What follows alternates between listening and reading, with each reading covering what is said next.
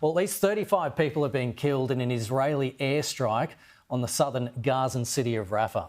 Israel claims it was targeting Hamas terrorists, while Palestinian officials and aid agencies say the attack hit a displacement camp where residents have been taking shelter. Joining me live is Australian Strategic Policy Institute senior analyst Malcolm Davis, who joins me now. Malcolm, thanks so much for coming on and helping us understand what's going on here. So, Israeli warplanes and artillery have been pounding Rafah, we know that. The government has dismissed an order by the top UN court to halt its military offensive in southern Gaza City. We now have what Hamas claims is deaths from a displacement camp as a result of bombing. The IDF says it's reviewing.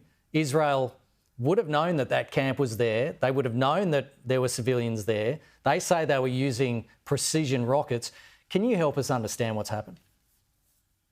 Well, look, I think that what the situation is Israel was clearly going after Hamas, but those Hamas forces were using those Palestinian refugees as human shields.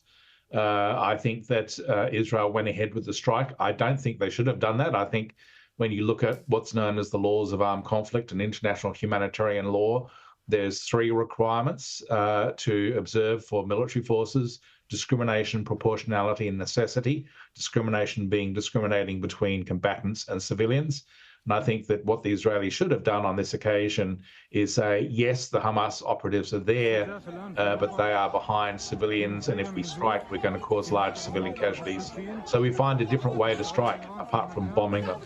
And that may have required more risky operations, such as ground force going into that camp.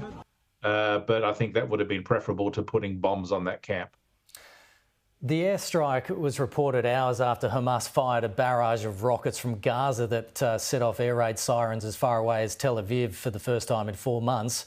What does this tell us about Hamas's continued capabilities, despite you would think that, this war's been going on for months now and a lot of Gaza has been destroyed? You would think, how much of Hamas is left in Gaza, and is it just Rafah that we're talking about? How much capability of Hamas do they have still remaining? Well, they still have significant capability, and I think the key point to make here is that Hamas have no intention whatsoever of stopping their attacks on Israel. Irrespective of whatever peace deal is signed, they will continue on attacking Israel. And this is putting the Netanyahu government in a difficult situation, because they do need to bring this to an end at some point if they want to basically have a resolution and some sort of ultimate long-term peace. But if you've got the other side that is just continuing to attack and is continuing to be dedicated to your destruction, then you have to defend yourself.